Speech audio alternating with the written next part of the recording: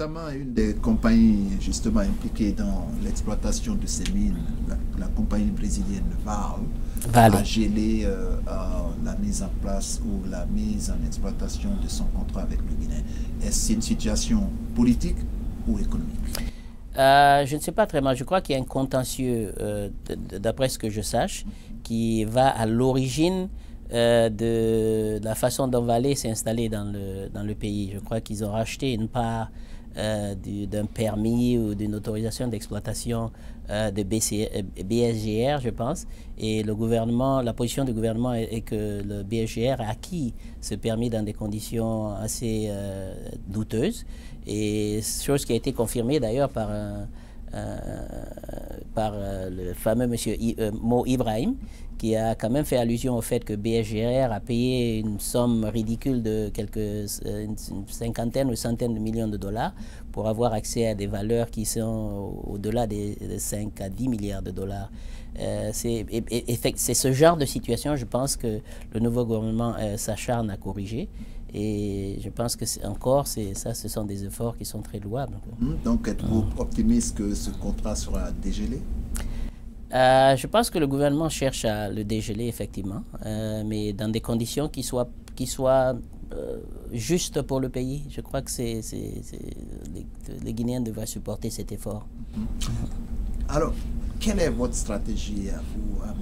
Je n'ai pas eu la chance de parcourir entièrement le document que j'ai sous la main, mais quelle est votre proposition concrète pour débloquer la situation et faire en sorte que ces ressources profitent aux Guinéens?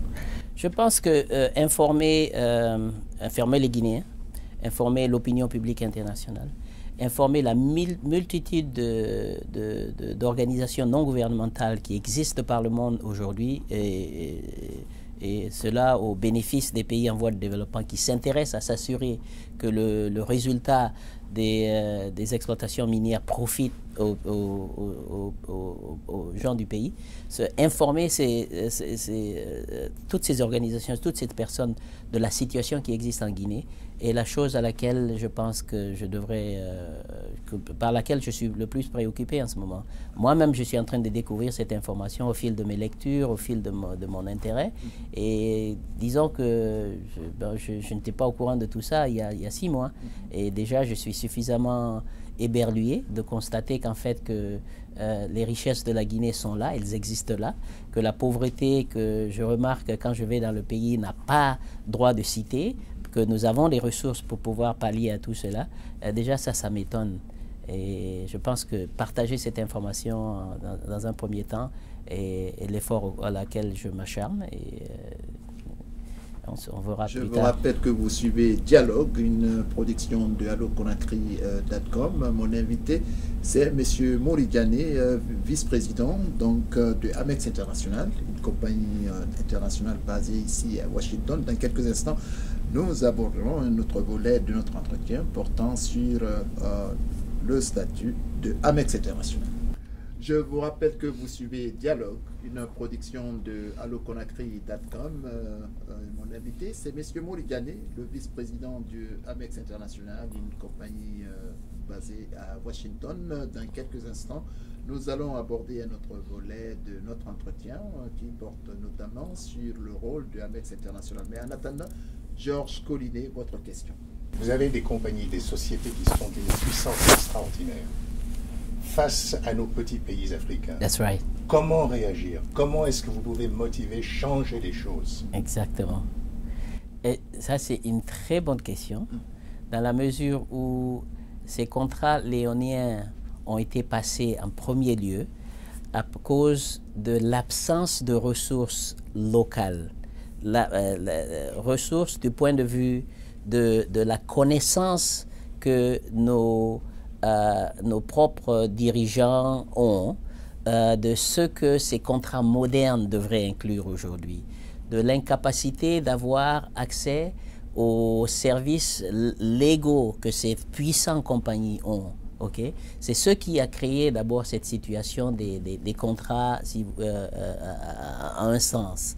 Je pense que les organismes tels que la Banque mondiale ont commencé à prendre conscience de ça. Tout dernièrement, la Banque mondiale a débloqué un fonds de 20 millions de dollars qu'ils ont mis à la disposition de la Guinée pour qu'ils puissent se procurer ces services d'avocats, de techniciens, qui puissent leur apporter ce conseil qu'ils ont.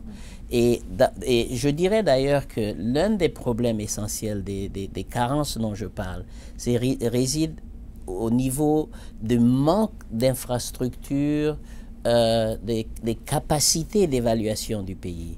Des capacités d'évaluation, même si vous prenez le contrat de la CBG qui date d'une 50aine d'années, qui a été structuré, qui est maintenant 18, mais qui a quand même certaines clauses et composantes qui peuvent profiter à la Guinée, mais n'ont pas été mis à jour.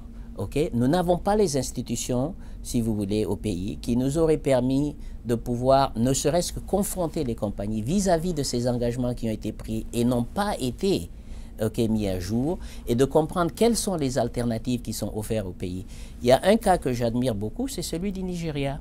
Le Nigeria, dans tous les contrats d'extraction que le Nigeria signe, ils ont à côté un organisme qui a la responsabilité de faire une évaluation de ces contrats tous les années pour voir si les engagements qui ont été pris par des sociétés minières ont en fait été réalisés.